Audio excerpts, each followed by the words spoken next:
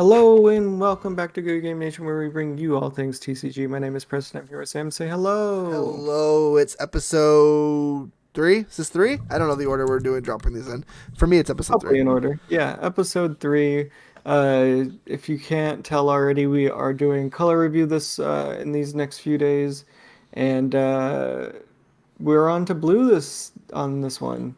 It's Nami, It's Nami. and if you haven't watched any of our other videos and seen how excited we are about blue, it's really exciting. I think if you've been watching in order that we've been shooting these and releasing these, you've seen us kind of feel like everything's kind of cold water and boring for the first two colors.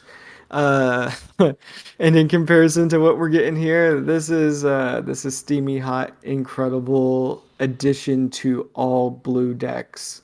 No matter what you're doing, you got new draw cards, you got a haste card, you got tempo plays. It's great. Yeah, it's hard to follow that up. Blue has been an interesting color. I think set one they had a couple archetypes, and then set two they had a very, very, very well functioning Ohm Solar archetype. That Avant archetype is very strong. It's very hard to imagine it just falling off the planet, even without no support. In this set, I think it's going to be a good archetype, and this Nami archetype is very interesting. We have a few cards here that mill seven, so if you wanted to hard commit to this archetype, I don't think that would be a horrible idea. The Zeph, this Bellamir, and the Usopp, again with haste, the all mill seven. You have a ton of cards that you draw with Kaya. You have the Mihawk from set one, the theme deck. You have this wonderful art, Soge King, from Sniper Island, who is not Usopp. There's so many cards that let you draw in blue. This gives you more cards you get to see. You build your ideal hand. You have a hand advantage. And with the Nami leader, they're going to expect you to probably play to this win condition. So they're going to be spending cards to defend life on top of it. There's just a lot of pros going for this deck right now, and it's going to be exciting. Yeah, and this deck is running along the lines of other decks that I like to talk about, like Zoro. I'm talking about Zoro again. Zoro is really good because he doesn't have a defined archetype. In green, you saw us shit on green because of the East Blue stuff. Uh, Nami doesn't say anything about what kind of cards you have to play with her. So it's just a good blue leader that you can stack anything into. And that kind of goes with all of the cards in this set. Being able to draw, you can throw Kaya's into any blue deck and be happy. You can throw Soga King, you can throw the Sniper King into any deck and probably be happy. It being the same drop as your Doflamingo from your blue starter deck, just being slightly weaker, but very similar effects, plus getting to draw, is a great card to have.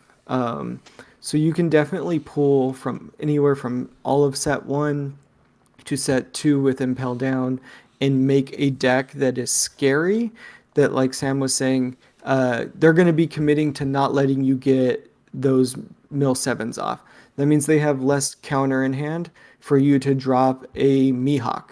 And now they have nothing that they can defend because they defended against the Nami mill out win. And then you just win normally. Or you drop a Vonk and Luffy from set two because there's nothing that's stopping you from, at least when I read it, there's nothing stopping you from No, doing that. no, and I think you hit the hit on the blue is very free. There's no real archetype restrictions. You absolutely could play a warlord mechanic in this deck if you wanted to. There's enough synergy in there to do it. You're pulling things out of the trash with Moria if you really wanted to. It could be a combination of these archetypes. We've seen Dofi decks in set two that were playing the warlord archetype and just splashing Luffy's. They were splashing Evanks. They were splashing Crocodiles.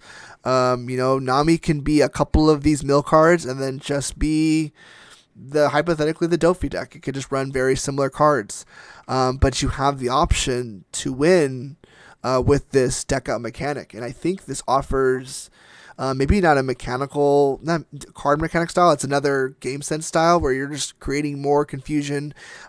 Your opponent's not going to know what kind of deck you're going to be playing. I think blue just has a ton of utility and a ton of options. And yeah, Kaya, no matter what, Kaya is going to be splashed in things. It's a 2K counter, lets you draw 2, trash 2 on play. The Soul King is going to be played in. I feel like it's just going to replace Dofi in most decks. And I would not be shocked if I saw a couple of Rush Usops just splashed around because blue now has Rush. And this art is just worth dying for. It's gorgeous. Um, it's very hard not to be excited for blue, and at the very least, this mechanic is fun. Completely new way to win the game.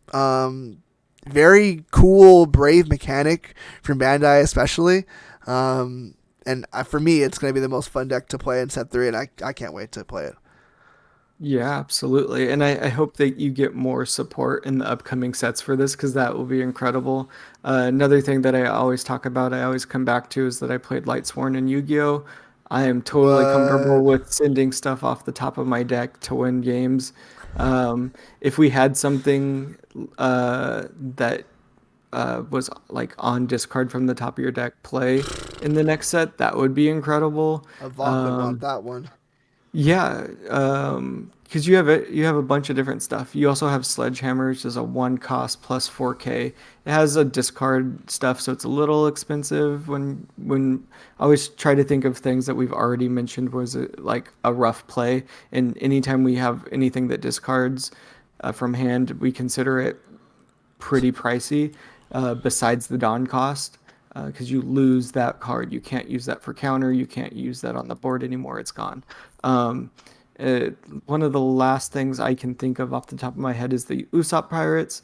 Um, it's I don't know how many you play. I don't know if it's played, but being able to get a haste back, getting a Soja King for some reason back, that's super weird. I'm still gonna run with that gag. I think it's hilarious.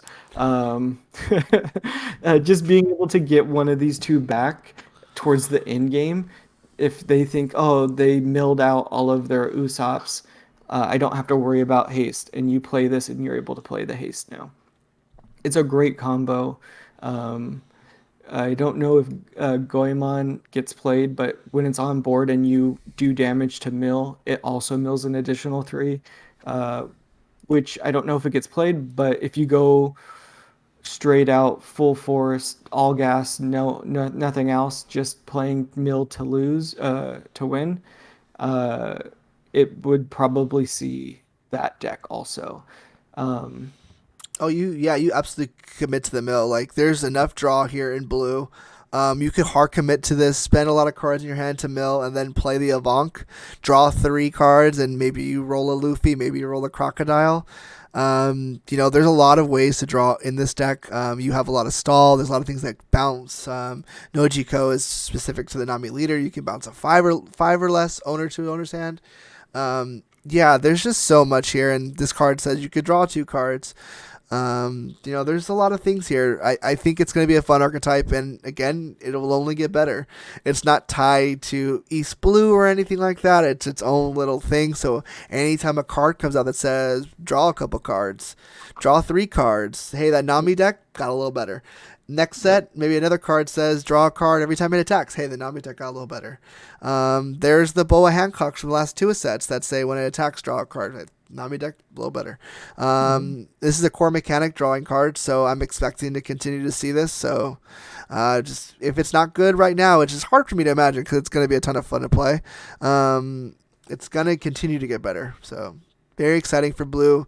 It's not a shocker. Blue has been putting out banger sets. We're just waiting for it to show in the result columns. That's all we're waiting for. We had one of Onken set two in Japan, so Yes, so happy. and a ton of tops with Dofi in the Treasure Cup last weekend. So they're around.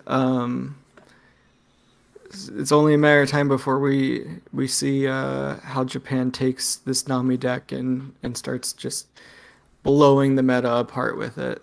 Fingers God, I, crossed. God, I hope so. That'd be so exciting to wake up to Nami just dumping on tournaments. That would make my day. Lahu, we're playing Nami. Yes, that was oh, that's so exciting, guys! If you are still here and you had a good time watching this video, please leave a like, comment. We do appreciate it. And if we covered one of your favorite colors, if blue is one of your favorites, let us know why. We want to know what you're cooking up. I want to know. Please tell me. Yeah, absolutely. Thank you all for watching, and we'll see you on the next one. Later. Bye bye.